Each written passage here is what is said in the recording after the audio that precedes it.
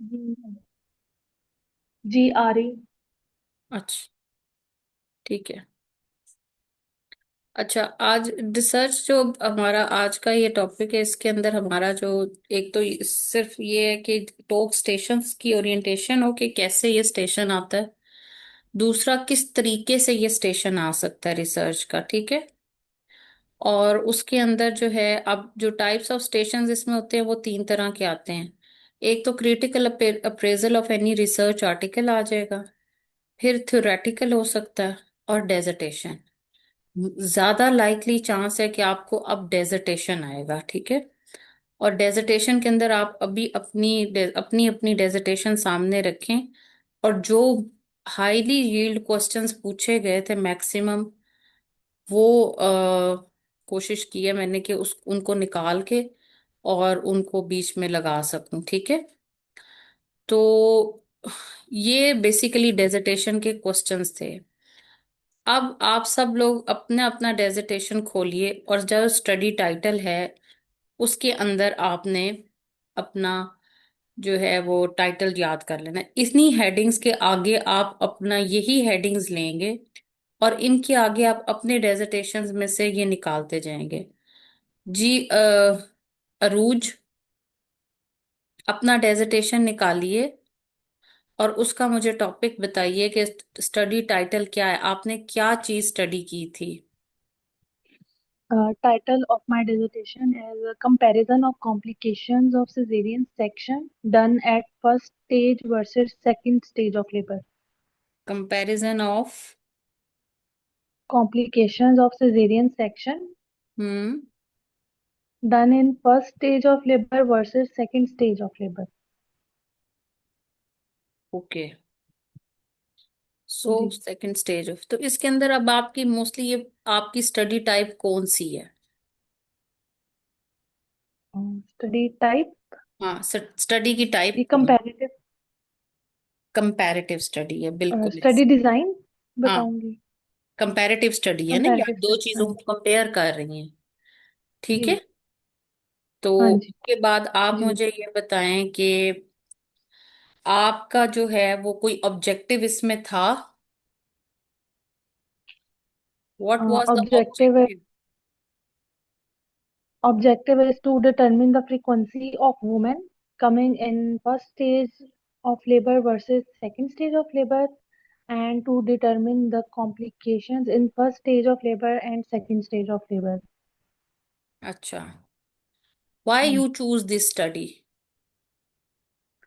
I chose this study because there are many patients coming in labor ward hmm. which who need blood transfusion due to increased complication in the cesarean section done in second stage of labor. So I have done this study to determine the complication in term of blood loss and the need for blood transfusion. ठीक है। अच्छा, आप मुझे ये जी। बताएं कि what is the purpose of your objective, your study objective. Purpose of आपके study बताइए कि what objective. Is the difference between the title and the object objective.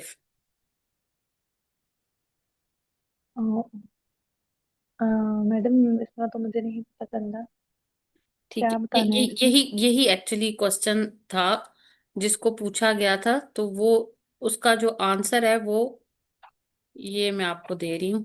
ये मैंने लिखा था आगे दूसरे टॉपिक में। एक्चुअली मैं इसीलिए जो है ना, मुझे थोड़ा सा इसको टाइम लग रहा था क्योंकि लास्ट मोमेंट पे जो चीजें मुझे मिल रही थी वो बड़ी अजीब सी थी, ठीक है। सो बेसिकली जो रिसर्च प्रोजेक्ट होता है ना, उसके अंदर उसका जो ऑब्जेक्टिव होता है ना, वो एक स्पेसिफिक मेजरेबल गोल होता है, ठीक है। और जो आपका टाइटल होता है वो आपने एक जो आपकी स्टडी का डिजाइन या स्टडी का जो भी चीज होती है ना, वो टाइटल होता है। वो डिस्क्रिप्टिव टाइप होता है, तो इसमें आपने ये करना है कि टाइटल जो होता है वो डिस्क्रिप्टिव नेम ऑफ वर्क होता है, ठीक है। समझ आई। हाँ जी। डिस्क्रिप्टिव नेम ऑफ वर्क, ये अल्फाज आपने ऐसे ही बोलने हैं।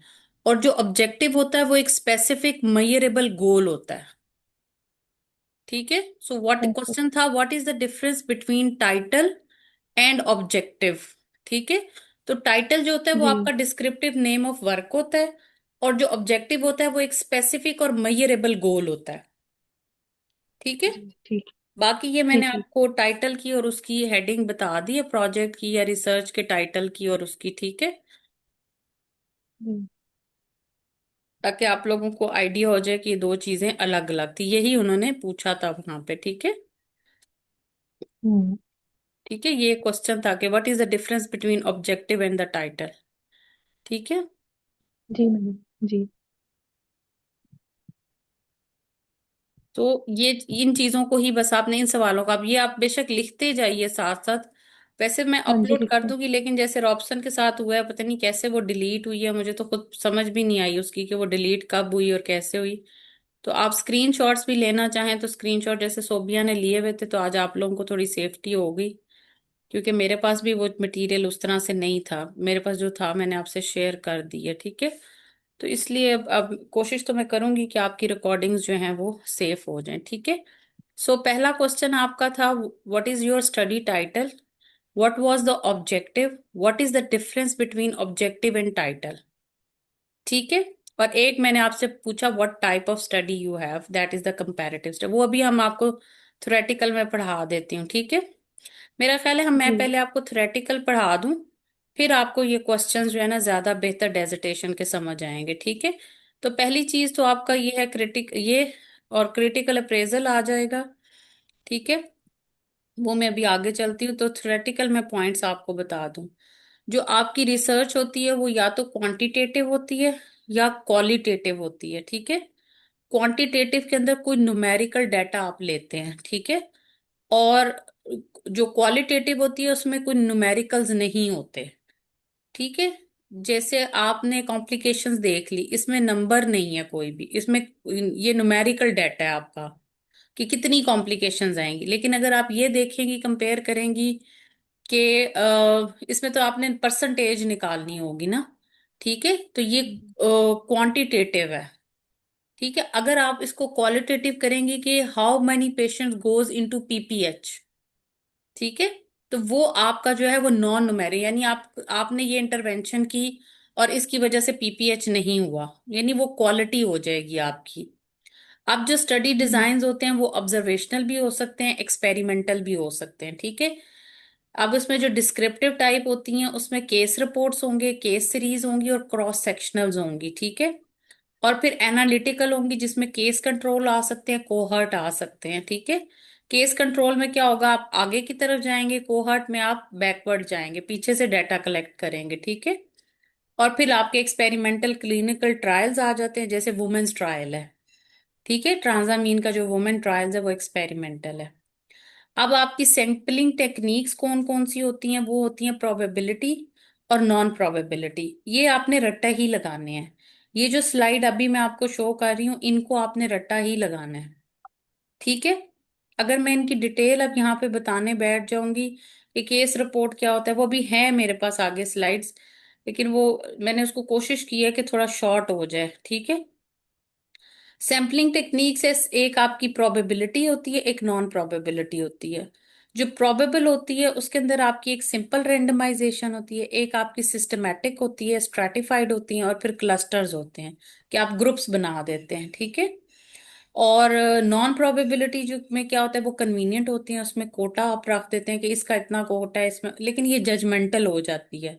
और इसमें एक स्नो बॉल इफेक्ट आता है कि आपने, जैसे स्नो छोटी छोटी छोटी छोटी पड़ती रहती है ना, स्नो बॉल अपीयरेंस, तो वो उस तरह से आपका छोटा छोटा छोटा छोटा डाटा जो है ना बिखरा हुआ होता है। ठीक है।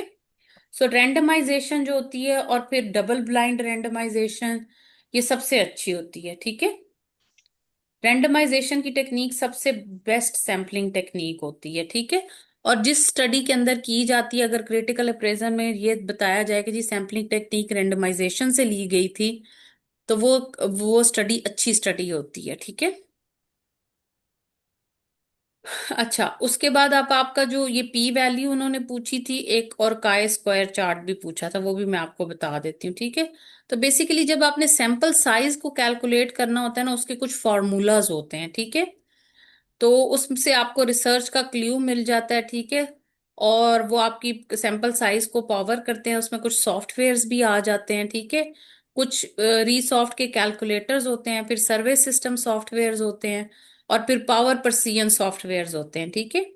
और वो आपको P value is probability a number between 0 to 1, ठीक है, calculated after running statistical test on a data, ठीक है। तो जब आप एक स्टैटिस्टिकल टेस्ट लगाते हैं, आप स्टैटिस्टिकल टेस्ट डिफरेंट हो सकते हैं, एसएसपीएसपी हो सकता है, कोई सा भी हो सकता है, स्वैप हो सकता है, कोई से भी डिफरेंट स्टैटिस्टिकल टेस्ट है जो अब अप्लाई हुए हुए होते हैं, ठीक है। वो डेटा को बेसिकली इंटरप्रेट करने के लिए होते हैं, ठीक है। उनके फॉर्मूलाज होते हैं और वो लगाए जाते हैं। तो पी वैल्यू जो होती है वो इज अ प्रोबेबिलिटी वैल्यू, जो एक न्यूमेरिकल फॉर्म में होती है, फ्रॉम बिटवीन 0 to 1, ठीक है। अगर पी वैल्यू किसी भी चीज की <0.02 होगी, ठीक है, ये एक इंपॉर्टेंट बात है, ठीक है। लेस देन अगर 0.02 होगी, ठीक है, तो उसका मतलब क्या होगा कि जो हमारे रिजल्ट्स हैं वो स्टैटिस्टिकली सिग्निफिकेंट हैं। जितनी पी वैल्यू ज्यादा हो जाएगी, उतने जो रिजल्ट्स हैं वो सिग्निफिकेंट नहीं होंगे, ठीक है। बस इतनी बात आपने याद रखनी है कि अगर पी वैल्यू <0.05 है तो रिजल्ट्स आर सिग्निफिकेंट्स। अगर पी वैल्यू <0.05 है तो फिर उसके रिजल्ट जो है वो सिग्निफिकेंट नहीं है। उसका मतलब, सिग्निफिकेंट ना होने का मतलब ये है कि डेटा जो है वो usually assuming that there is no true effect, यानी कोई इफेक्ट नहीं हुआ इसकी वजह से। हाँ, अगर वो पी वैल्यू उसकी कम आती है तो इसका मतलब ये है कि यहाँ पे एक रिलेशनशिप भी हो सकता है और कोई ट्रू इफेक्ट भी हो सकता है अनयूजुअल, यानी ये पॉजिटिव होता है, ठीक है। यानी वो उसमें वो अच्छा होता है जिसकी पी वैल्यू कम आ जाए, ठीक है। लेकिन अच्छा बुरा नहीं हम कह सकते, रिजल्ट्स के बारे में कहते हैं कि इस स्टडी ने हमें कोई सिग्निफिकेंट रिजल्ट्स नहीं दिए, ठीक है। अच्छा, ये जो अब आपका फॉर्मूला है इसका, ये मैं आपको दिखा देती हूँ। मैंने गूगल से ही देखा था, पता नहीं अब किधर गया। अ, ठहरो एक मिनट।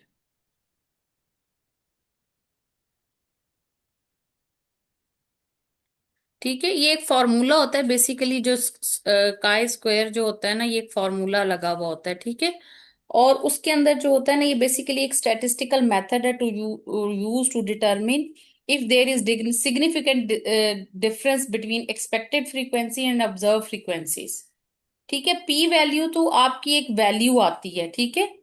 लेकिन जो स्काई स्क्वायर टेस्ट होता है वो भी है स्टैटिस्टिकल मेथड ही, ठीक है। लेकिन ये तब अप्लाई होता है जब जो आपने एक्सपेक्ट किया था और जो आपने ऑब्जर्व फ्रीक्वेंसीज आपकी आई, वो उनमें काफी डिफरेंस होता है, ठीक है। पी वैल्यू तो आपको बता देगी कि इसकी पी मतलब इस का रिजल्ट जो है वो सिग्निफिकेंट है या नहीं है।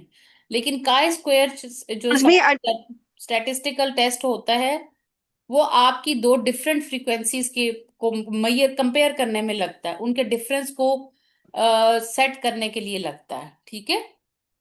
उसमें डॉक्टर कोरा,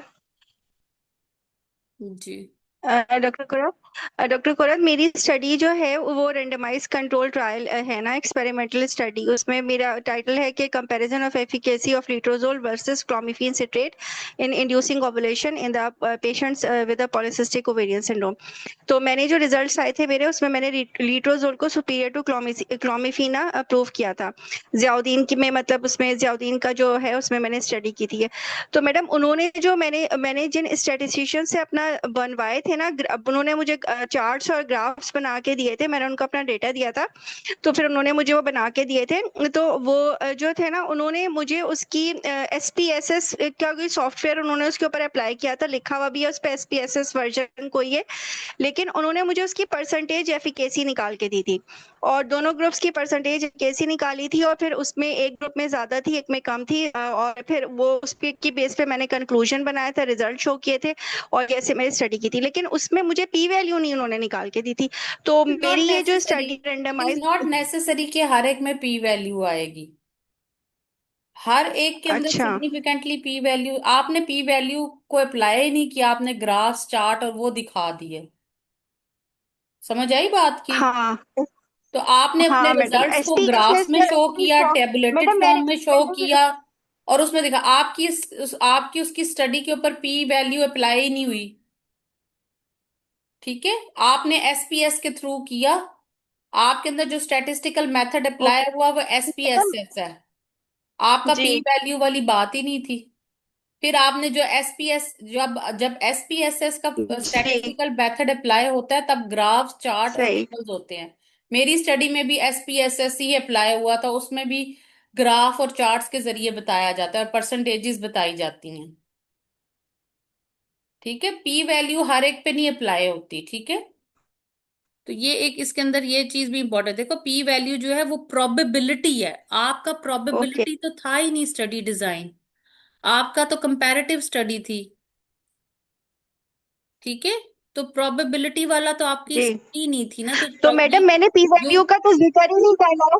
नहीं करना आपने, कह आपका स्टैटिस्टिकल जो टेस्ट होगा वो भी मैं पीछे आती हूँ, ये अभी तो मैं थ्योरेटिकल बातें कर रही हूँ ना, डेजर्टेशन वाली स्टेशन पे मैं अभी आती हूँ। फिर मैं सबसे उनका अच्छा मैडम। ये जो क्वेश्चंस है सब अपनी अपनी स्टडी पे अप्लाई करेंगे। अभी मैं सिर्फ इसलिए ये बातें थ्योरेटिकल बातें बता रही हूँ क्योंकि आपने अपनी ठीक। स्टडी में ये अप्लाई करनी है, तो आपको पी वैल्यूज चीजों का पता ही नहीं होगा, तो अगर किसी ने लगानी है तो फिर हम देखेंगे ना। आपकी स्टडी में प्रोबेबिलिटी है ही नहीं, एसपीएस यूज हुआ हुआ, P value use, statistical test ही नहीं यूज हुआ। ठीक है, तो ये भी क्वेश्चन पूछा गया था, what is the P difference between P value, this is the basically P value is sample size calculation, formulas होते हैं उसमें, रिसर्च क्लू लेना होता है, सॉफ्टवेयर यूज होते हैं, आपके अंदर एसपीएस यूज हुआ तो ठीक है। पी वैल्यू में वैसे आपको बता रही हूँ, उनका क्वेश्चन था व्हाट इज पी वैल्यू, तो आपने डेफिनेशन बतानी है कि P value is the probability a number between 0 to 1। If p-value is less than 0.2, this means that the observed results are assuming that there will be no there were due to chance only।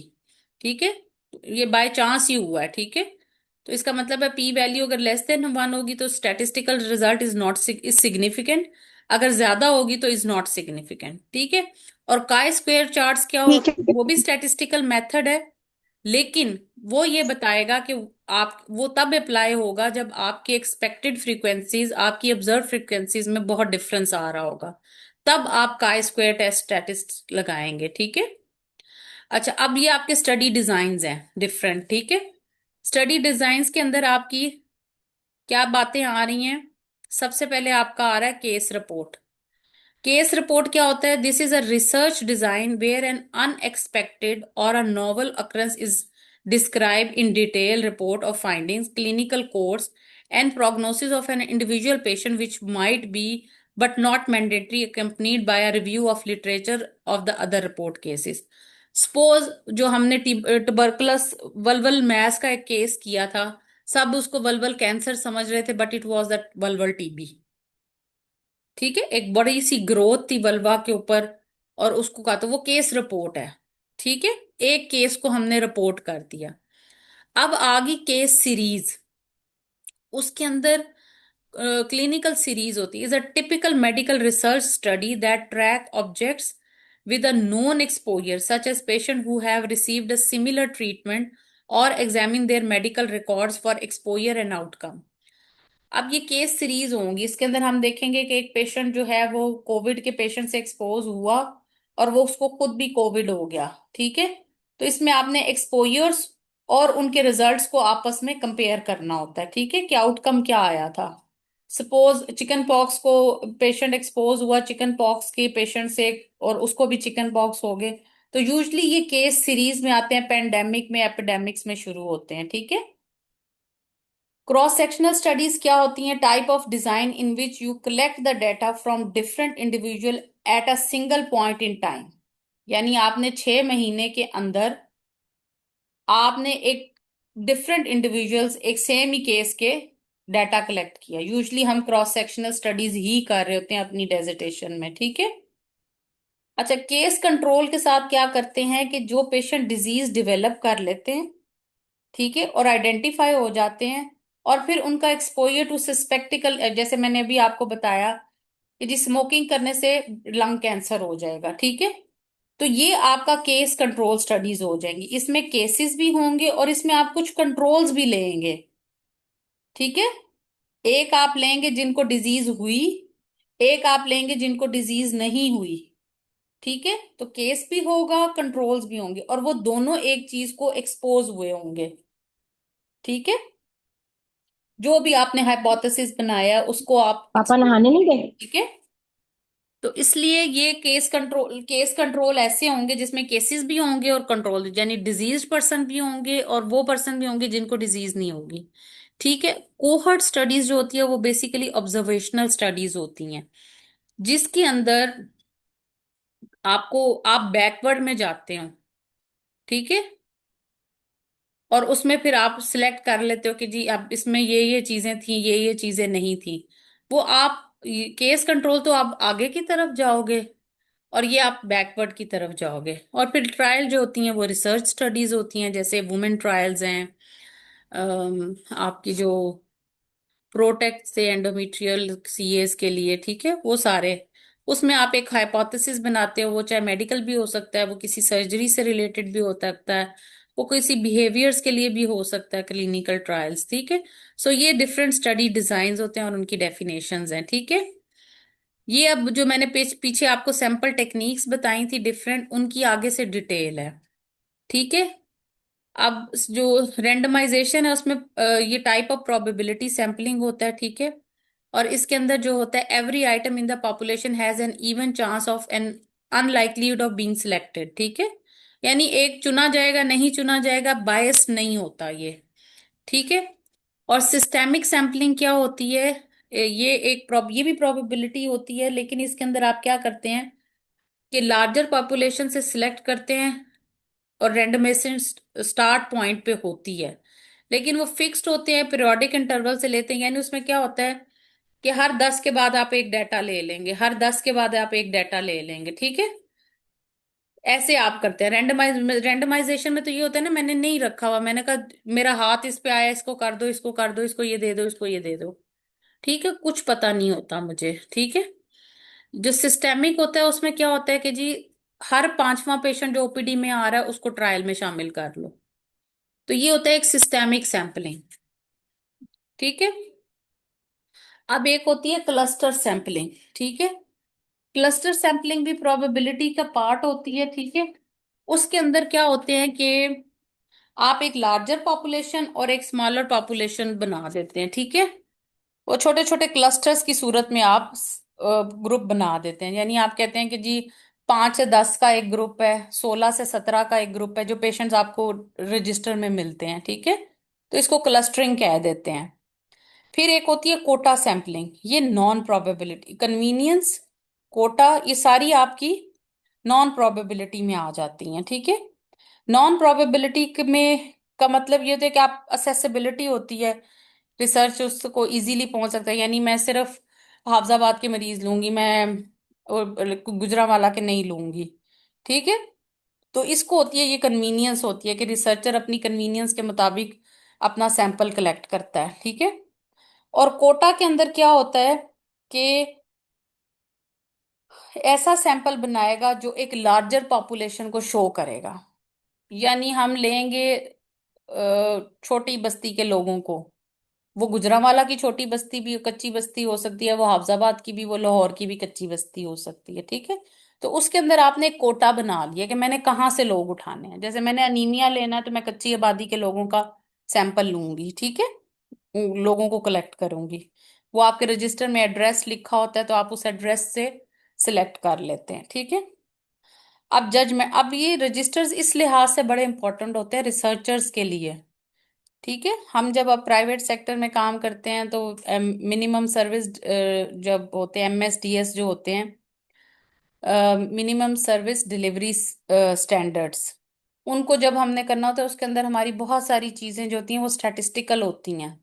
वो फिर आपका जो senior most MS होगा या जिसको भी आपने लगाना होता है, जैसे अपने हॉस्पिटल की स्टैटिस्टिक्स मैं खुद बनाती हूँ, तो ये सब चीजें मुझे वहां पे काम आती हैं कि जी इसमें मैं ये कर लेती हूँ, इसमें ये करते। बेशक आप कंप्यूटर वो डाटा लेके तो उसमें स्टैटिस्टिकल वैल्यू किसी से लगवा सकते हो, लेकिन डाटा तो फिर भी आपको कलेक्ट करना पड़ता है। ठीक है, तो ये चीजें होती हैं। आपको प्रैक्टिकली कहाँ काम आ सकती हैं ये रिसर्च वाली टॉपिक्स, ये मैं आपको बताना चाह रही हूँ कि अगर आप किसी अपना हॉस्पिटल रन करते हैं तो भी आपको ये चाहिए होता है। और अगर आप किसी सेटअप में काम कर रहे हैं और वहां पे आपको अपने डिपार्टमेंट का कोई स्टैट्स बनानी पड़ जाती हैं, इवन आपको एमएसडीएस आपको देने पड़ जाते हैं जी, what is the caesarean section rate of your unit, तो वहां पे भी आपको काम आ सकती हैं। इवन आपको अब पोस्ट पोस्ट एफसीपीएस बहुत सारे कोर्सेज आपको फिर भी करने पड़ते हैं अगर आप किसी भी डिपा वो जब आप इंशाल्लाह पास करेंगे तो आपको बताऊंगी कि जी कौन क्या क्या कर सकता है और कौन कौन सा लाजमी करना चाहिए, ठीक है। वो मैं आपको पोस्ट एफसीपीएस इंशाल्लाह बताऊंगी, ठीक है। और उसके बाद होती है स्नोबॉल सैंपलिंग, ठीक है। ये मैंने आपको बताया कि इसमें आप जो है वो डिफरेंटली छोटे छोटे स्मॉल सैंपल्स ग्रुप्स जो है ना वो रोलिंग स्नोबॉल्स की तरह होते हैं, ठीक है, छोटे छोटे होते हैं, ठीक है। और ये किसी एग्जिस्टिंग स्टडी के अंदर से, यानी आपने जैसे कोक्राइन रिव्यूज जो होते हैं ना, वो स्नोबॉल सैंपलिंग्स में से आ जाते हैं, ठीक है। ये थोड़ा सा थ्योरेटिकल है, और दिस इज ये पार्ट सिर्फ डिफिकल्ट होता है जो आप लोगों को, हमें सबको लगता है कि यार इसको क्या करना है, इसको लास्ट डे पे देख लें। और इसी से ही आपने अपनी जो है वो स्टडी जो है वो अपनी बनानी है कि मेरी स्टडी जो है वो ये थी और इसमें से ये था, ठीक है। तो मैंने थ्योरेटिकल वाला पोर्शन आपको करवा दिया इसीलिए पहले कि ये जो है ये थोड़ा सा एक तो डिफिकल्ट भी है, और एक चूंकि हम इससे यूज टू नहीं होते। अब तो जो आईएमएम और उसके बाद 1 साल 2 साल लगा रहे होते हैं, मैं कहती हूँ उनको कि आप लोग, कुछ ऐसे कैंडिडेट्स हैं थ्योरी ग्रुप में जो अभी ट्रेनी फेज में है, तो मैं वहां पे उनको कहती हूँ कि प्लीज ये जो चीजें हैं ना ये आपकी जो है ना वेल प्रिपेयर्ड होनी चाहिए पहले ही। आप इसको ये इनके बारे में, और सबसे बड़ी बात है इनके बारे में जो है ना, कोशिश करें कि आप लोग एकदम से परेशान ना हुआ करें कि ये पता नहीं क्या चीज आ गई है, ठीक है। सो ये कोई इतना बड़ा हवा नहीं होती, ये 3 4 स्लाइड्स ही हैं जो वो पूछते हैं, ठीक है। और मैडम जो स्टडी टाइप्स होती हैं वो बेसिकली तीन होती है ना, ऑब्जर्वेशनल, एक्सपेरिमेंटल एंड कंपैरेटिव। अब हाँ, ऑब्जर्व कंपैरेटिव आपकी ऑब्जर्वेशनल में भी आ जाती है ना। तो आपकी बेसिकली अच्छा स्टडी डिजाइंस जो होती है, आपकी बेसिकली रिसर्च होती है वो क्वांटिटेटिव होती है और क्वालिटेटिव होती है, ठीक है। मैडम, मुझसे क्वालिटेटिव, उन्होंने क्वेश्चन पूछा था मैडम, पहले ही क्वेश्चन उन्होंने पूछा था मैडम ने, जब भी मैंने ये दिया लास्ट टाइम, मैं अपना डिसर्टेशन खोल के बैठी थी, तो उन्होंने पहले तो पूछा टाइटल, फिर पूछा आपकी स्टडी कौन सी है, मैंने कहा मेरी जो है वो रेंडमाइज कंट्रोल ट्रायल है। तो फिर उन्होंने कहा कि what are the different study types. तो मैंने बोला मेरे जहन में आया ऑब्जर्वेशनल एंड एक्सपेरिमेंटल, लेकिन मुझे फील हुआ था वो उससे इतना सेटिस्फाई नहीं हुई थी उस ये है जवाब से। quantitative studies and qualitative studies. Quantitative studies have numerical data and qualitative studies have non-numerical data. And study designs are observational studies and experimental studies. In observational studies, there is descriptive, case report, case series, cross sectionals. Analytic is case control and cohort. ठीक है, ये types, आप ये जो अभी आपने question बोला है इस पे ये वाली स्लाइड अप्लाई होगी, ठीक है। जी डिस मैडम, इन्होंने उन्होंने फिर इसके बाद मुझसे ये कोहर्ट स्टडीज की डेफिनेशन पूछी थी, हाँ, फिर वो मैंने सीरीज आपको की ये देखें डेफिनेशन आगे पूछी थी, सारी फिर वो डेफिनेशंस दोबारा भी मेरे इनकी, डिसर्टेशन गई। ये रट्टे वाले सवाल है ना, इनको आपको ऐसे ही याद करना पड़ेगा, इसलिए ये मैंने आपको देखे डेफिनेशंस भी आगे सारी दे दी हैं, ठीक है। तो ये आपने इनको स्क्रीनशॉट्स ले लो, बेशक इनको रखो और इनको याद कर लो। स्क्रीनशॉट इसलिए कह रही हूँ क्योंकि डाटा तो मैं आपको अपलोड तो कर दूंगी, लेकिन अगर कभी मिस हो जाता है तो एटलीस्ट आपके पास मटेरियल कुछ ना कुछ हो, ठीक है। और ये क्योंकि डॉक्टर कुरत, ये डिफरेंट जगहों से लिया हुआ हाइपोथेसिस। है इसलिए एक सिंगल मटेरियल में आपको चीजें नहीं मिलेंगी। चलें, अच्छा जी, अब हम आते हैं आपकी डेजर्टेशन के टॉपिक्स के ऊपर, ठीक है। अच्छा, अब मुझे आप बताएं, ये क्वेश्चन तो खैर आप वो सीपीएसपी ने भी जब पूछते हैं, why you choose this study, आपको समझ आ गई study title, objective, difference between objective and title, सबको आ गई, सबने अपने अपने डेजर्टेशन पे हाईलाइट कर लिया। ऊपर हेडिंग दे दो कि ये स्टडी टाइटल है, और ऑब्जेक्टिव मेरा जो एम है उसको आपने ऑब्जेक्टिव में डालना है, ठीक है। सपोज अगर ये वाली स्टडी है तो ये इसका टाइटल क्या है, ट्राइनेक्सामिक एसिड बाय इंट्रामस्कुलर और IV route for prevention of PPH in women at high risk, ठीक है।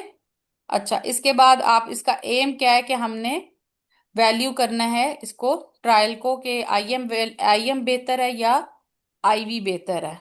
ठीक है। अब आपने ये स्टडी क्यों की?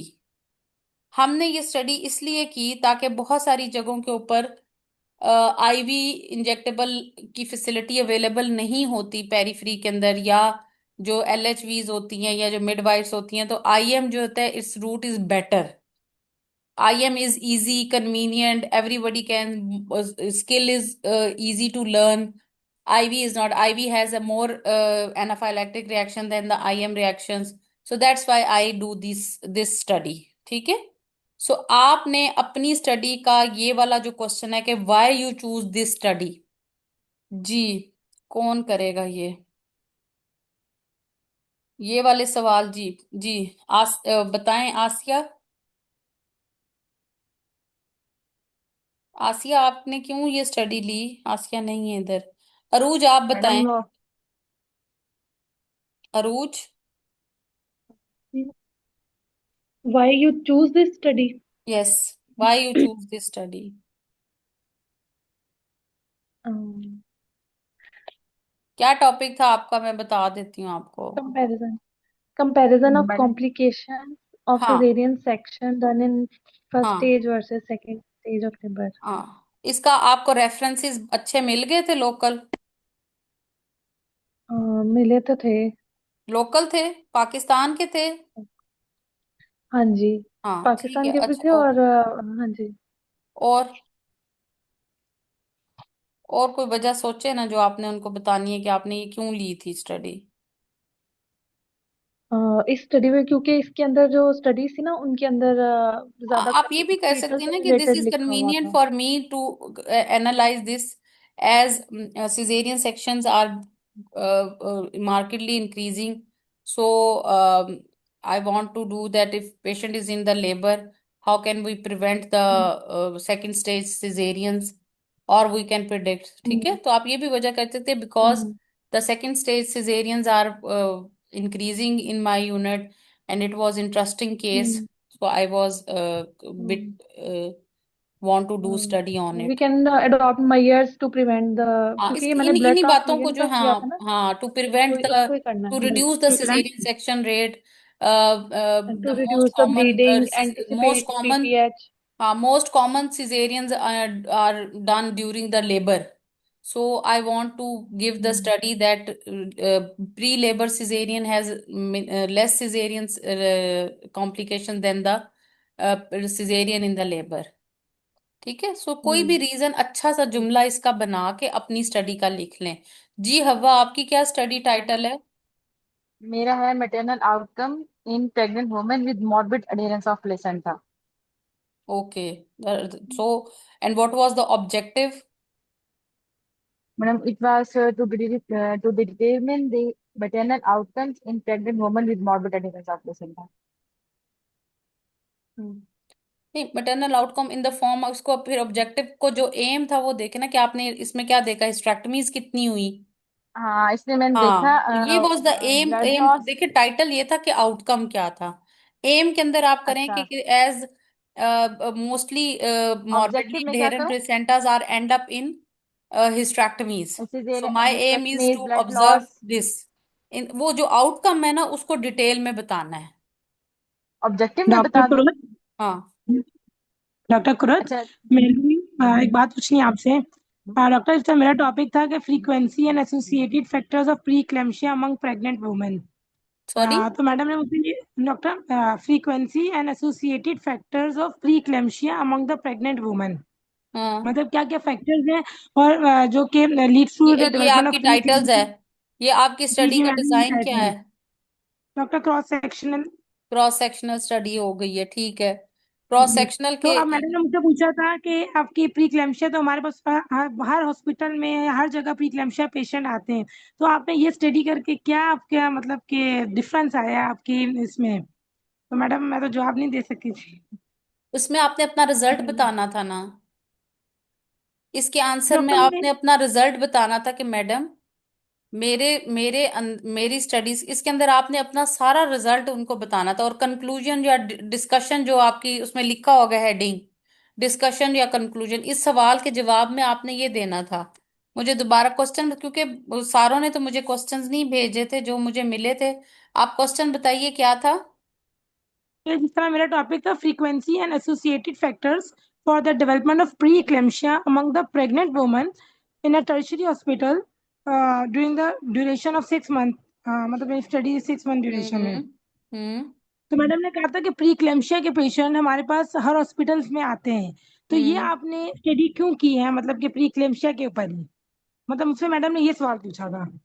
अच्छा, वाई यू डिस, यही ना, why you choose this studies, हाँ जी, वही हाँ टॉपिक ही जी। बताना है ना इसमें। ये तो वो सेम ही क्वेश्चन है जो अभी हम पूछ रहे हैं। तो आप इसमें बताएं कि मैंने ये क्यों किया, इसी वजह से तो किया। Madam, that's why I select this topic, so that it was convenient for madam me वो to नहीं collect सुनती the थी। data, and it will help me to give an statistical values to the add the statistical value to the research।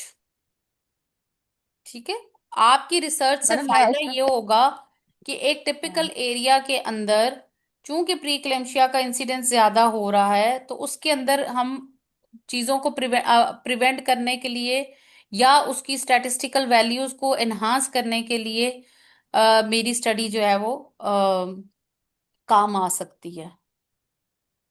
ठीक है। हम्म, जी जी मेरी ठीक है study से मैडम। ये फायदा मैडम मेरे होगा बस कि वो हाईलाइट हो जाएंगे पॉइंट्स के एसोसिएटेड फैक्टर्स कौन। अब इसमें डिपेंड करता है कि आपने एसोसिएटेड फैक्टर्स सिलेक्ट कौन से किए, इंक्लूजन एक्सक्लूजन क्राइटेरियाज पे बात होगी। ठीक जी है। जी सो ये, अब ठीक है। जैसे सपोज मेरा टॉपिक था mitral stenosis, outcome of the mitral stenosis.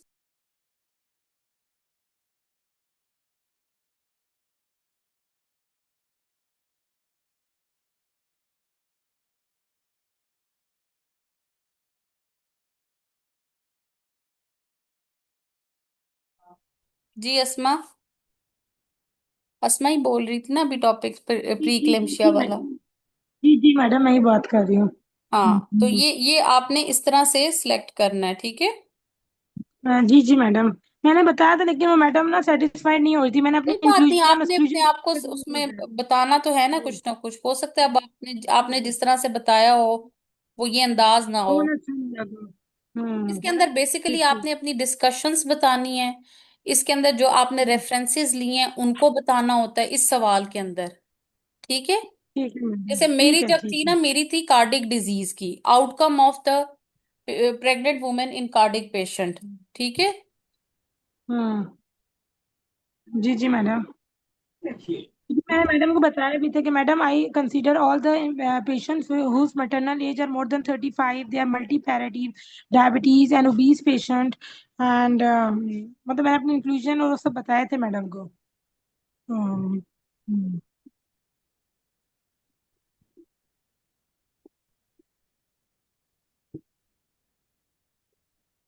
Hello. ना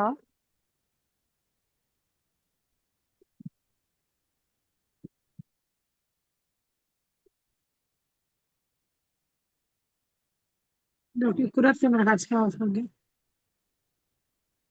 एक मिनट वेट कीजिए जरा। जी जी।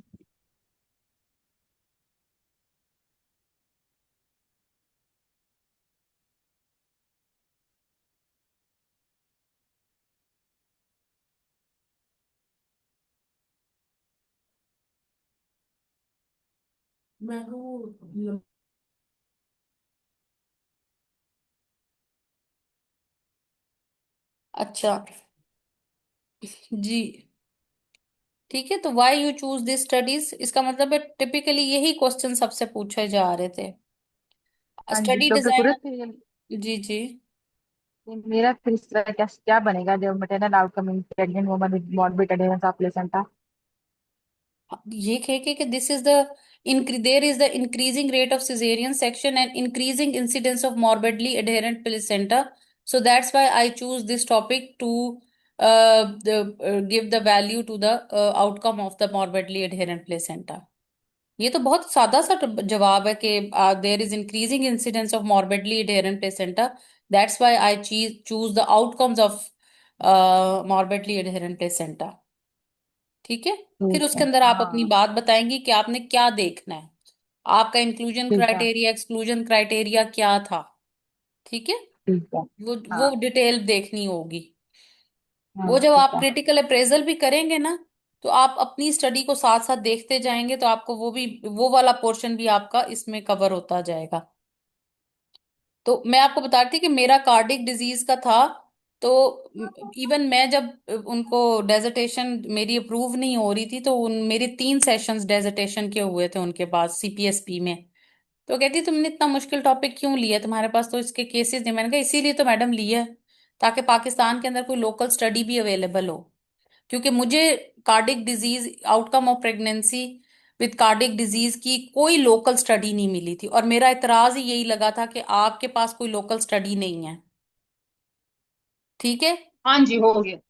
तो मैंने फिर उनको ये जस्टिफिकेशन दी कि मैंने ये टॉपिक इसलिए चूज किया है कि मैडम लोकल स्टडी अवेलेबल ही नहीं है, तो मेरी स्टडी अगर हो जाएगी तो local material, research material available होगा। क्या है तो ये मैंने जो देखो। रेफरेंसेस दिए थे, आपका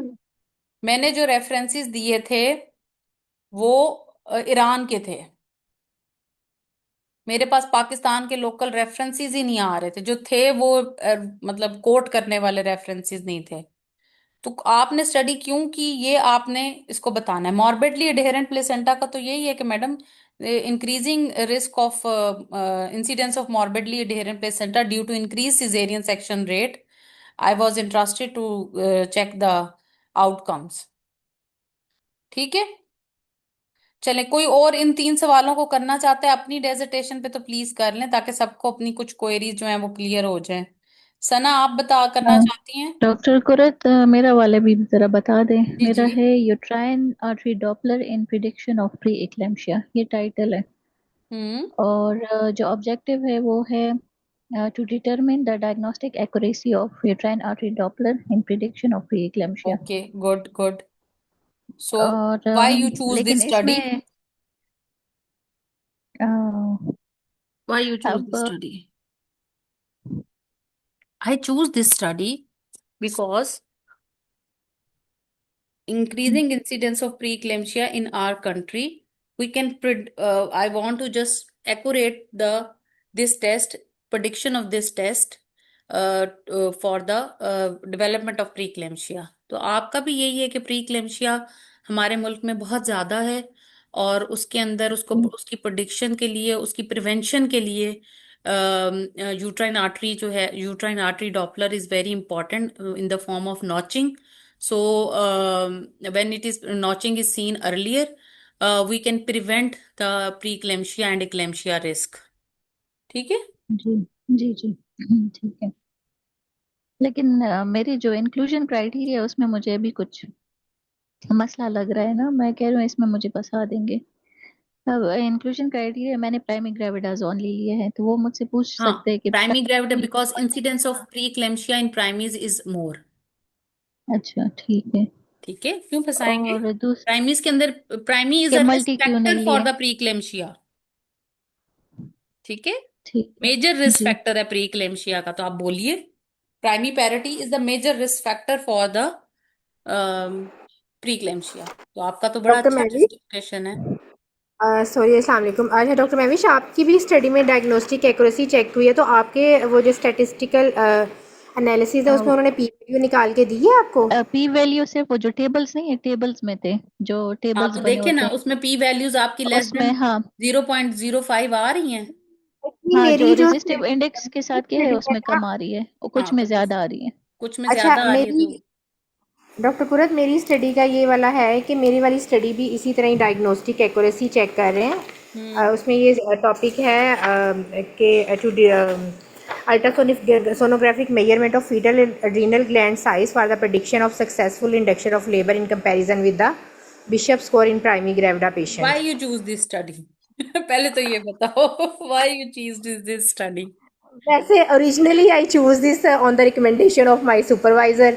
शी सेड कि इट इज़ मतलब new modality we can use so तो बस uh, this is the answer, because and this is the new modality which is in being which is in research So that's why I choose this, so to make research in this Otherwise, subject. मैं answer इसी तरह ही देती हूँ because there is a high failure of induction of labor in our page setups and increased chances of complication related to the induction of labor if we can find a reasonable predictor And as the which can cesarean section rates are being increased due to but due failed to the inductions, undue so and my failed study will help in using the inducing cesarean the section patients. rate and Selection complication of the related. patient, इसमें होगा my study will help in the selection of the patient for induction.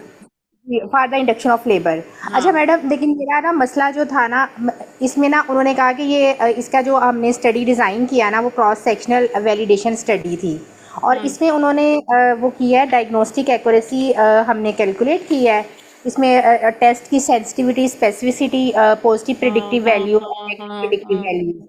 बिल्कुल। But और इसीलिए उन्होंने कहा कि यही वाले स्टैटिस्टिकल टेस्ट अप्लाई, जो उसने स्टैटिस्टिशियन ने यही कहा था, तो उसने इसमें पी वैल्यू नहीं कहा था कि इसमें हम पी वैल्यू, उन्होंने कहा कि नहीं, हम इसमें ये जो आपके डायग्नोस्टिक एक्यूरेसी है ना, यही आपके रिजल्ट्स को हम इसी के बेस पे ही हम चेक कर रहे हैं।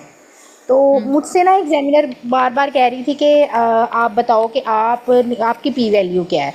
अब मेरी स्टडी में तो कोई पी वैल्यू निकाली ही नहीं थी, तो उनसे कहना था ना कि मैंने जो स्टैटिस्टिकल टेस्ट अप्लाई हुआ उसमें पी वैल्यू की प्रोबेबिलिटी नहीं आई हुई।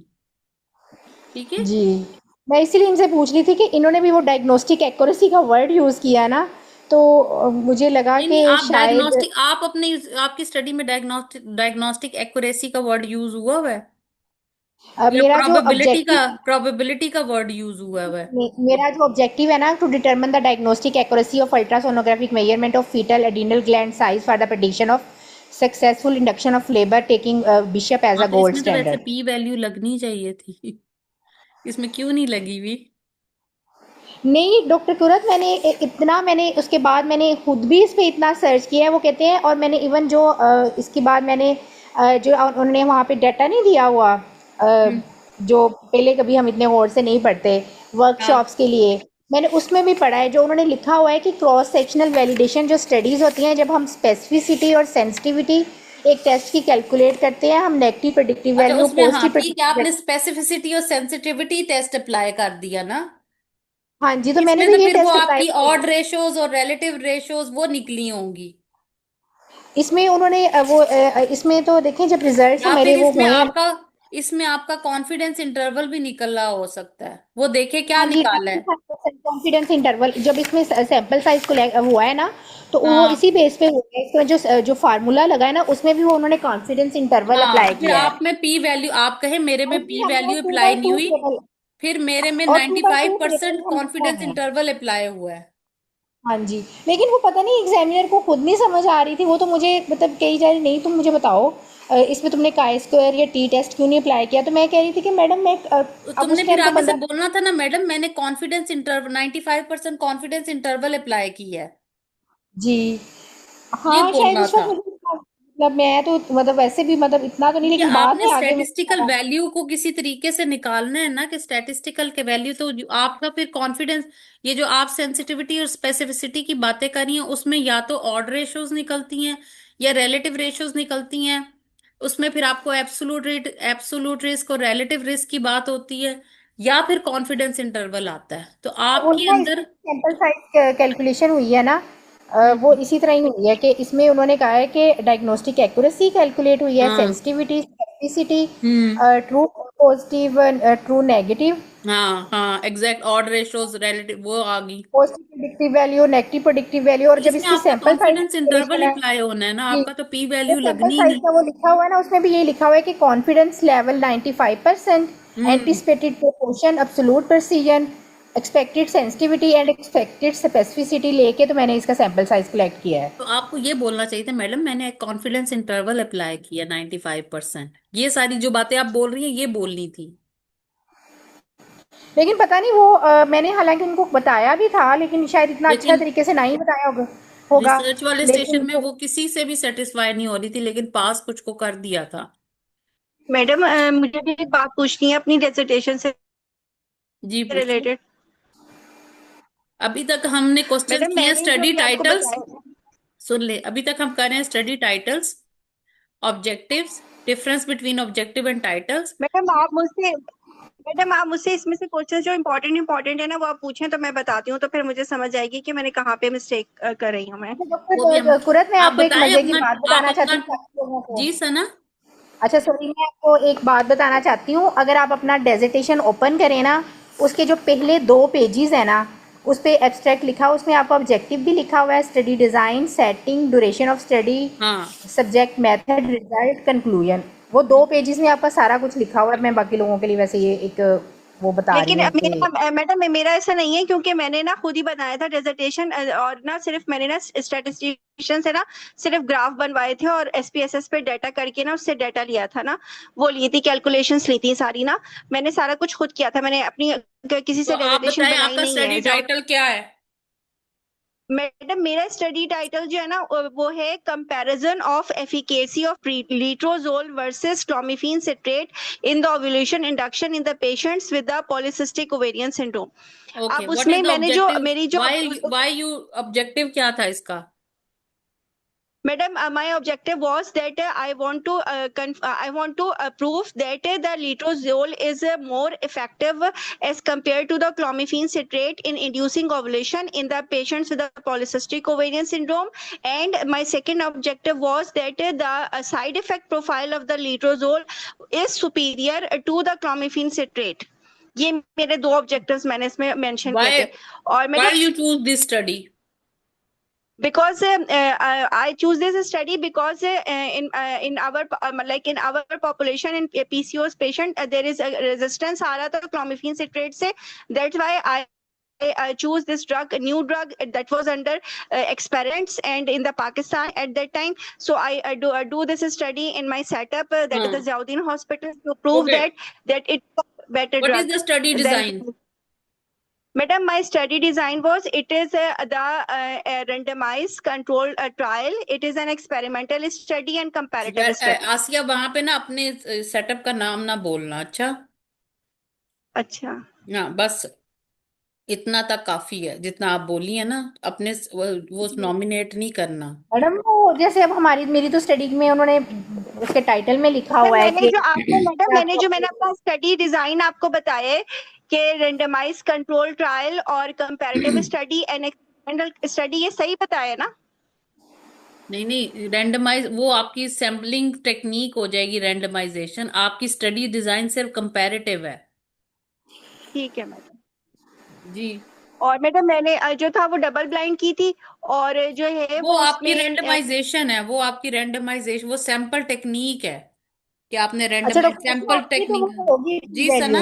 आपने जी सना, मैंने कहा क्या कह रही? डॉक्टर आसिया उस दिन किसी से पूछ रही थी कि इनकी स्टडी में पी वैल्यू नहीं है, तो जो रेंडमाइज कंट्रोल ट्रायल्स होती हैं उनमें तो डॉक्टर कुरत पी वैल्यू होती है ना? इन्होंने, नहीं नहीं, रैंडम जरूरी नहीं है, वो तो सैंपल टेक्निक है ना, कि मैंने सैंपल टेक्निक रैंडमाइजेशन से यूज यूज किया है। इन्होंने एसपीएसएस लगाया, तो एसपीएसएस में जो है ना, पी वैल्यूज नहीं आती, उसमें ग्राफ्स, चार्ट्स और इस तरह की चीजें आती हैं। हाँ मैडम, क्योंकि मैंने ना जो था वो जो मतलब जब मुझे ये डेटा टेस्ट वो करनी थी ना, कैलकुलेशन करनी थी, ये तो फिर कंपैरेटिव जो था स्टडी वो है ना, तो कंपैरेटिव हाँ स्टडी तो में मैं तो हमने पी वैल्यू इस तरह से नहीं लगाएंगे, इस पे हाँ तो एसपीएसएस मैडम ही वही अप्लाई हाँ होगा। हाँ, मैं जाउद्दीन में ना मैडम वहीं पे वहां के उनके एचआर में ना जो स्टेटिशियन बैठे होते हैं ना, तो मैडम ने कहा कि जाओ इनके पास लेके जाओ अपना सारा डेटा और सब कुछ लेके जाओ और उसको चले, बोलो कि वो तुम्हें ठीक जो है, है ना वो हाँ वो कर देते हैं। जी सना, आप कुछ और हाँ। पूछ रही थी? नहीं बस मुझे यही वाली कंफ्यूजन थी, तो मैंने मुझे था कि अब फिर ना मुझे दोबारा इस बात पे ना वो पकड़ के बैठ जाए वो तो पकड़ने कि का कुछ एग्जाम भी में। कर सकती हैं, लेकिन उसमें जाहिर बात है वो आपने सिर्फ अपने हिसाब से ही तैयार करना। अच्छा, स्टडी डिजाइन हो गया। अब टाइम पीरियड सबको अपना पता है, 6 6 मंथ्स ही था। मेरा सिर्फ 12 महीने का हुआ था, और मुझे 6 महीने एक्स्ट्रा ट्रेनिंग करनी पड़ी थी, क्योंकि मेरा जो है वो डेट वो सिग्निफिकेंट पेशेंट्स नहीं आ रहे थे, तो मुझे 12 12 मंथ्स की अपनी टाइम पीरियड करना पड़ा था स्टडी का। ठीक है। अच्छा, अब आप रैशनैले अपना बता दें। ठीक है, वो तो स्टडी में लिखा हुआ होगा, रैशनैले की हेडिंग होगी। ठीक है। फिर सैंपल साइज आपका कितना था, फिर आपने सैंपल साइज डॉक्टर के लिए कुरत ये रैशनैले को समझा दें, ये मेरा तो नहीं लिखा हुआ। बाकी सारा तो जो आपने समझाया सेम वैसे ही है, ये रैशनैले तो नहीं है मेरा कोई, रैशनैले ये उन्होंने एब्स्ट्रैक्ट पूछा नहीं भी नहीं। लिखा होगा, देखो। अच्छा ये एब्स्ट्रैक्ट है।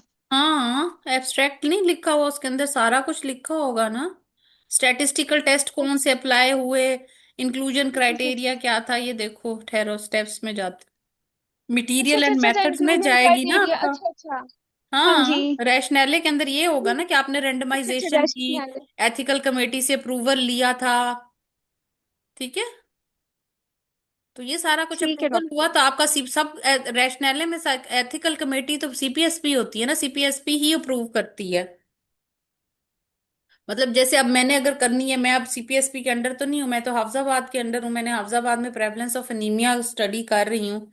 तो मैंने डिस्ट्रिक्ट जो हेल्थ सीईओज हैं उनसे परमिशन ली है कि मैं आपके हॉस्पिटल, डिफरेंट हॉस्पिटल्स के डाटा कलेक्ट करना चाहती हूँ, prevalence of anaemia in pregnant question का वुमेन। मतलब तो ये नहीं होता कि हम ये स्टडी क्यों मतलब why the specific reason of doing this study, हम उसको हाँ प्रूव कर रहे हैं हाँ, कि बिल्कुल, रैशनैले इसमें यही होता है ना जो आपने पहले बता दिया हुआ, ठीक है, और वो लिखा हुआ होता है रैशनैले, ठीक है। अच्छा, दूसरा आपने, अभी हम जब वो करेंगे ना ये स्टेप्स तो फिर और भी बेहतर हो जाएंगे, ठीक है। फिर आपने सैंपल साइज का फार्मूला क्या दिया, सैंपल टेक्निक क्या थी, मेरी रेंडमाइजेशन थी, जो मैंने अभी आपको पीछे सैंपल टेक्निक बताई है, प्रोबेबल नॉन प्रोबेबल, ठीक है। उनमें से यूजली हम रेंडमाइजेशन ही करते हैं, ठीक है। टेस्ट कौन सा अप्लाई किया था, व्हाट आर द रिजल्ट्स, ठीक है, आपके रिजल्ट्स क्या थे, ठीक है। वो फिर आप अपने रिजल्ट्स निकालेंगी और वो बताती जाएंगी, की रिजल्ट, आउटकम और कंक्लूजन फिर बोलती जाएंगी, और फिर ये difference between P value and काय चार्ट जो उन्होंने बताया आपको, ठीक है। सो ये आपकी चीजें आ जाएंगी, ठीक है। उसके बाद आप, अच्छा, ये तो आपकी डेजिटेशन से रिलेटेड होगी। अब जो क्रिटिकल अप्रेजल होता है ना, वो बिल्कुल उसी तरह से ही होता है जैसे आपका ये होता है डेजिटेशन के अंदर ही, ठीक है। इसमें भी आप जब अपनी स्टडी, अब देखें ना, क्रिटिकल अप्रेजल अपनी ही स्टडी को, actually dissertation is critical appraisal of your dissertation, बजाय इसके कि वो अब कोई और आर्टिकल रखते, जैसे दो तीन आर्टिकल्स मैं आपको दिखाती हूँ। एक ये आर्टिकल रखा हुआ था उन्होंने, ठीक है, वुमेन ट्रायल्स का, पहली दफा ये रखा था 2022 में। उसके बाद उन्होंने रखा था प्री क्लेम्शिया वाला, वो मेरे पास खुला हुआ नहीं, ठहरो मैं खोल देती हूँ। किधर गया वो दूसरा, हाँ, ये एक प्री क्लेम्शिया वाला पड़ा हुआ था, एक ये थ्रोम्बो एम्बोलिज्म वाला एक पे रखा हुआ था एक टाइम पे, ठीक है। केस प्रेजेंटेशन थी ये वाली, ठीक है। और इसके बाद एक प्री क्लेम्शिया का रखा था डोज ऑफ लोपरिन पे और लो मॉलिक्यूलर वेट हेपरिन पे, वो भी इधर मेरे पास कहीं पड़ा हुआ था, पता नहीं, वो मैंने, वो भी हमने तैयार किया था। अच्छा डॉक्टर कुरत ये बस फार्मूला याद करके जाना है जो हमने हाँ, वो सैंपल। एक ये पड़ा हुआ था, ठीक है, ये वाला एक था, ठीक है। तो देखो ये इसके ऊपर ये देखो लिखा हुआ होता है, और ये देखो ऑब्जेक्टिव्स लिखे हुए हैं ना, the purpose of this study was to determine the top quality of good teacher in health sciences, ठीक है। अच्छा, अब इसके अंदर दूसरा सैंपल मैं निकालूं तो ये देखो, नीचे जाओ कि ये केस स्टडीज थी, ये इंट्रोडक्शन थी, स्टडी इसके केस कंट्रोल में वैसे तो ऑब्जेक्टिव इस तरह से नहीं होता, लेकिन still the aim of our meta analysis is to quantify the, ये अब आपका यहाँ पे आ जाएगा ऑब्जेक्टिव, एम, देखो एम लिखा हुआ है ना, ठीक है। इसी तरह आपका यहाँ पे कहीं पे अगर नहीं भी लिखा हुआ तो ऑब्जेक्टिव जरूर कहीं ना कहीं दिया होगा, ठीक है, मटेरियल एंड मेथड में, ठीक है। इसमें वैसे ऑब्जेक्टिव नहीं होगा क्योंकि ये केस रिपोर्ट है, ठीक है। एम आपका मिल गया नीचे, ये आपको देखो यहाँ पे एम मिल गया, ठीक है। उसके बाद आपकी स्टडी डिजाइन भी यहाँ पे पता लग जाएगा आपको, ये तो केस रिपोर्ट है, इसमें तो नहीं होगा, ठीक है।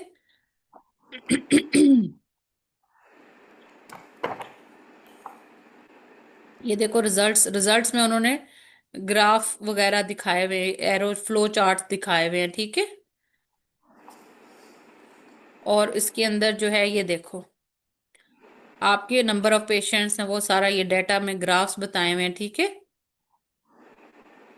तो इस तरह से आपकी देखो रिकमेंडेशंस भी आपकी आई हुई है, ठीक है।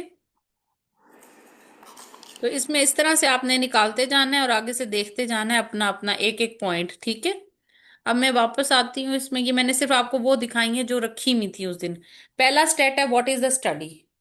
इमराड क्रिटिकल अप्रेजल शुरू होता है IMRAD, introduction, material and method, rationale, abstracts और डिस्कशन, ठीक है।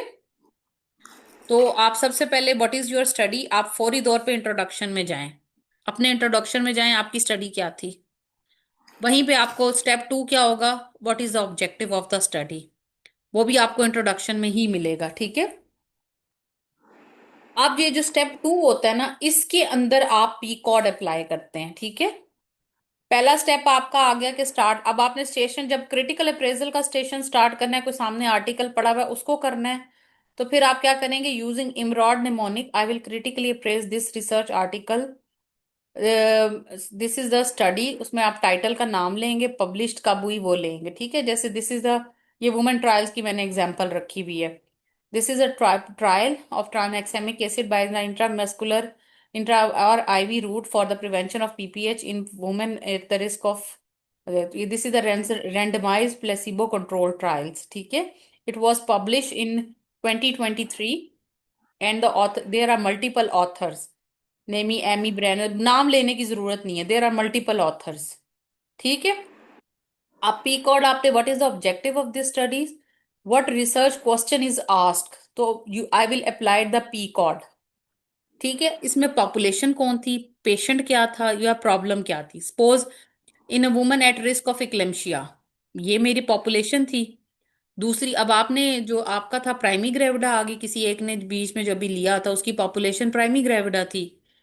फिर दूसरी example in pregnant women with swollen legs, DVT का जिसने ले लिया तो उसमें कर लिया, तो आपने पॉपुलेशन ले ली। अब जिसने ली मॉर्बिडली एडेरेंट प्लेसेंटा की, उसकी पॉपुलेशन में प्लेसेंटल एडेरेंस आ गई, ठीक है। फिर आपने इंटरवेंशन क्या की थी, कोई टेस्ट अप्लाई होना था, कोई ट्रीटमेंट होना था, कोई प्रोसेस होना था, ठीक है। जैसे would treatment with low dose aspirin, ठीक है, आपने उसको ट्रीटमेंट ऑफर की है। और जैसे आपने डॉपलर अल्ट्रासाउंड एक्यूरेसी के लिए किया हुआ है, तो ये भी आपका एक टेस्ट है, इंटरवेंशन आपने इसमें क्या की है। फिर आ जाती है आपकी कोई कंपैरिजन है, अगर कंपैरिजन है तो कंपैरिजन दो ड्रग्स का है या प्लेसिबो के साथ है, या कोई गोल्ड स्टैंडर्ड डायग्नोस्टिक टेस्ट को आपने साथ में रख के और अपने टेस्ट को अप्लाई कर रहे हैं, आप उसकी वैल्यू देख रहे हैं, ठीक है। तो इसमें आपने डिपेंड करता है कि आपने कैसे करना है, ठीक है। जैसे डॉक्टर वीनोग्राफी कुरत, को आपने डॉपलर अल्ट्रासाउंड से कंपेयर कर रहे हैं, ठीक है। तो कंपैरिजन हुआ है कि नहीं हुआ, ठीक है। फिर उसके बाद आपने देखने आउटकम्स, वो आपको आउटकम्स में मिलेंगे। और फिर डिजाइन ऑफ द स्टडी, कि ये रेंडमाइज कंट्रोल ट्रायल थी, ये कंपैरेटिव स्टडीज थी, ये केस कंट्रोल स्टडी थी, ठीक है। और ये सारा कुछ आपको एब्स्ट्रैक्ट के अंदर से मिल जाता है, ठीक है डॉक्टर कुरत, जी। जिसका मेरी वाली स्टडी थी वही maternal outcome in pregnant women with morbid adherence of placenta, तो इसमें मैंने कोई इंटरवेंशन तो नहीं की, ना ही कंपैरिजन किया, आउटकम देखा नहीं। क्योंकि मैंने आउटकम देखा।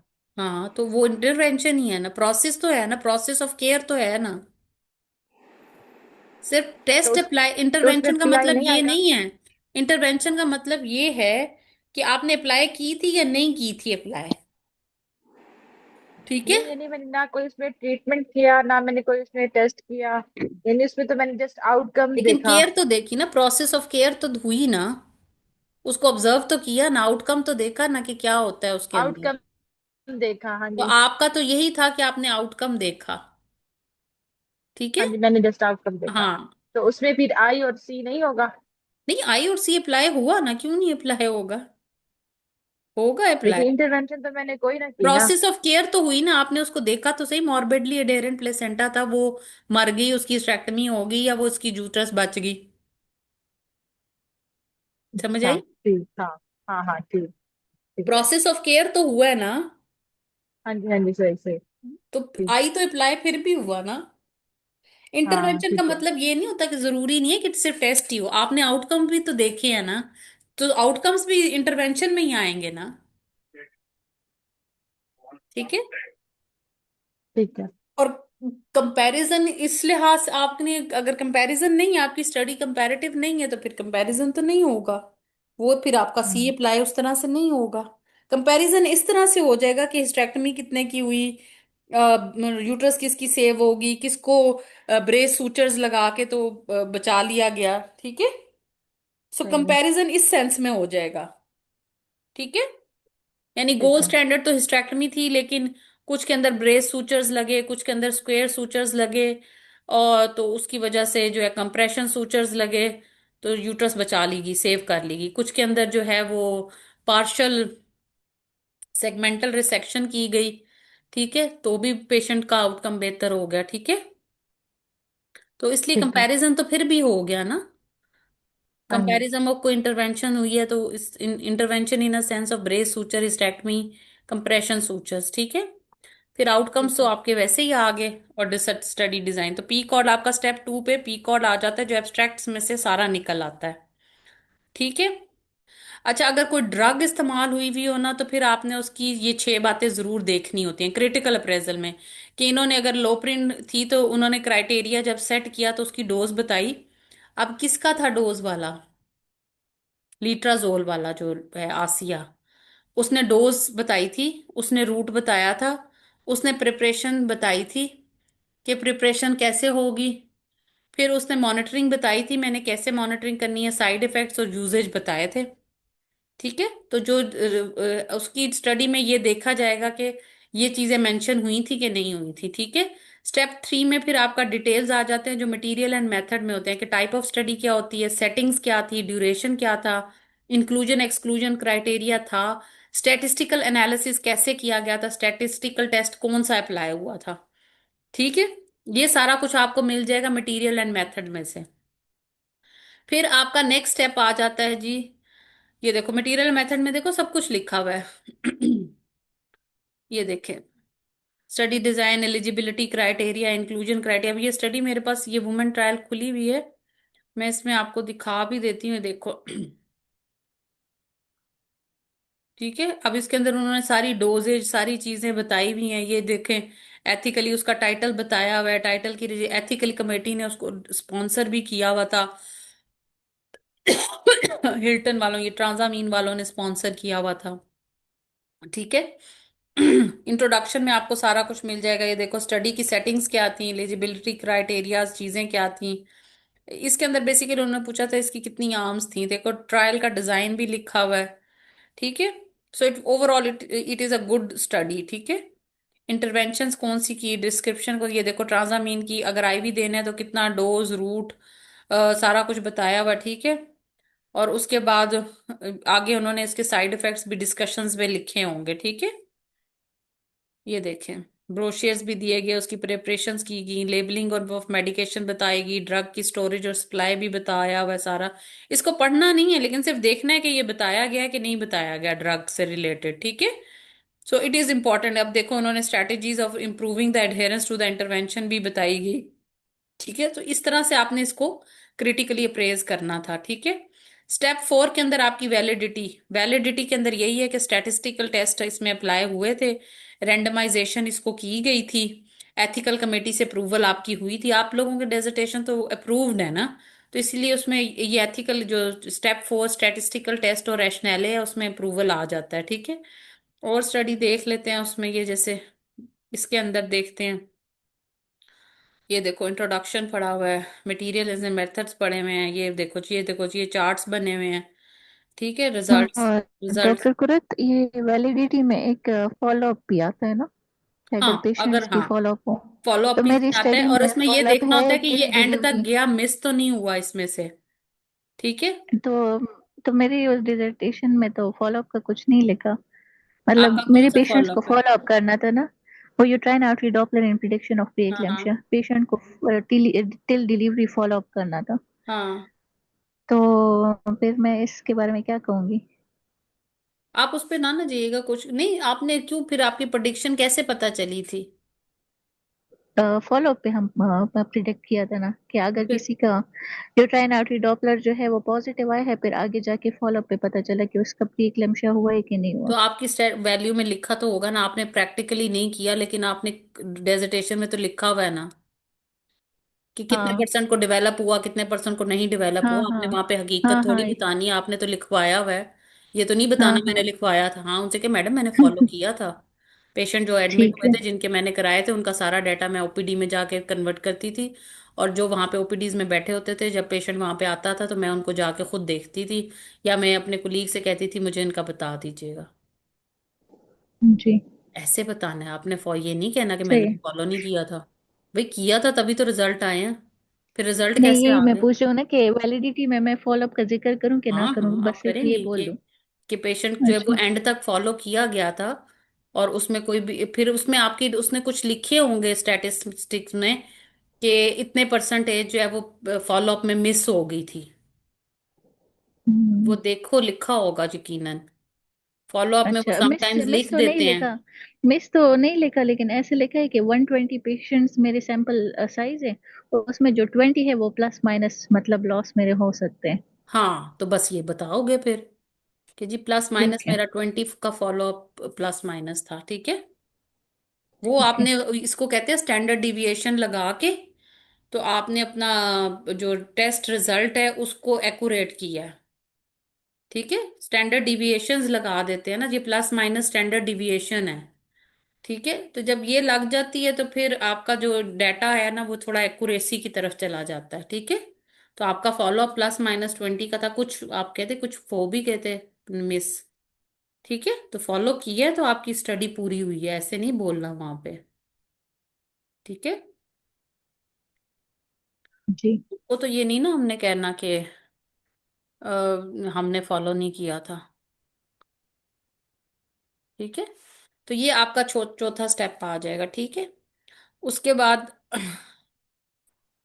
आपका, एक मिनट जी, फिर आपकी कंक्लूजन आ जाएगी। अब इसमें, अब ये वाले जो मैं आपको बताना चाहती, जो वो कह रही थी कि मेरे में तो पी वैल्यू नहीं लग रही, उसके अंदर हाउ प्रिसाइज ट्रीटमेंट इफेक्ट या हाउ प्रिसाइज योर रिजल्ट्स, तो उसमें आप एक 95% कॉन्फिडेंस इंटरवल भी यूज होता है। P value, odd ratio, absolute risk, relative risk और 95% कॉन्फिडेंस इंटरवल, इस फॉर्म में आपने कंक्लूजन बताना है उनको कि आपकी स्टडी की फाइंडिंग्स क्या थी। और ये यूजली कंक्लूजन में लिखा हुआ होता है या रिजल्ट्स में आपको मिल जाएगा, ठीक है। समझ आ गई ये वाला पॉइंट जो वो आप सना आप कर रही थी? जी जी डॉक्टर कुरत, मुझे समझ आ गई। मैं मतलब मैं भी इसी पॉइंट पे ही थी। मैंने भी जब उसका किया था ना, तो यही था कि मतलब हमने उसमें कॉन्फिडेंस इंटरवल अप्लाई किया और हाँ सेंसिटिविटी हाँ हमने चेक की है कि वो कितना सेंसिटिव टेस्ट है। जैसे हम हाँ आमतौर पे भी तो यही बात करते हैं ना किसी टेस्ट के हाँ बारे में, कि हाँ how much this test is sensitive हाँ। और how much that test is specific. तो अब तो आपकी आ जाती है कि एप्लीकेबिलिटी और स्टैंडर्ड्स, ठीक है। ये लास्ट स्टेप होता है। इसमें पहली चीज होती है कि कितनी आपकी स्टडी जो है वो एप्लीकेबल है, उसका कितना हमें या कितना सबको फायदा होगा, ठीक है। और क्या इस स्टडी को रिकमेंड किया जा, आप अपनी प्रैक्टिस में या अपने इर्द गिर्द के लोग इस स्टडी, ये तो आपकी अपनी डेजिटेशन है ना। लेकिन जब आप क्रिटिकल अप्रेजल होते हैं तो आप एंड में कहते हैं कि results are promising, so and these are very clinically very important outcomes हैं, and it will benefit to the patients. So with plus and minus some things, I will apply these study to my clinical practice and to my patients, ठीक है। तो इस तरह से आपने जुमले को, स्टडी को कंक्लूड करना होता है एंड पे, जो क्रिटिकल अप्रेजल होता है बेसिकली। शुरू आपने ये करना है कि I will apply the IMRAD mnemonics to critically appraise this. फिर वो आप टाइटल से शुरू होंगे, उसकी ऑथर बताएंगे, उसकी सेटिंग्स, वो सारा कुछ आप इमराड के थ्रू करते जाएंगे। इंट्रोडक्शन देखेंगे, मटेरियल एंड मेथड देखेंगे, एब्स्ट्रैक्ट देखेंगे, रिजल्ट्स और रैशनैलिस देखेंगे, फिर डिस्कशंस करेंगे, ठीक है। इमराड इज लाइक दिस। तो ये 7 स्टेप्स इमराड के यहाँ से शुरू होते हैं, ठीक है। डॉक्टर गुरत, मैं भी अपनी स्टडी का कह सकती हूँ ना कि वैसे मतलब मुझे थोड़ा सा हो रहा था कि जैसे मैं उनको कह सकती हूँ कि we can use this tool as a prediction of induction of labour success in our patients. Confidence interval कितना आया था? वैसे उन्होंने 95% रखा हुआ था। नहीं तो अबव था आया था, 95% से अबव आया था, कम आया था? नहीं, इन्होंने कैलकुलेट तो फिर सेंसिटिविटी और स्पेसिफिसिटी की हाँ थी, तो और वो कितनी मेरा थी? ख्याल है आई थी कितनी सेंसिटिविटी और स्पेसिफिसिटी कितनी आई थी? मेरी आई थी पेशेंट में तकरीबन आई थी 87.50% बहुत अच्छी है, और 90%। तो बहुत अच्छी है, तो फिर तो अप्लाई की जा सकती है।